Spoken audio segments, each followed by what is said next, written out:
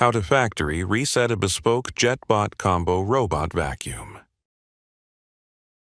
Before we begin, please note that the factory reset disconnects the vacuum from the SmartThings app and you will need to re-register.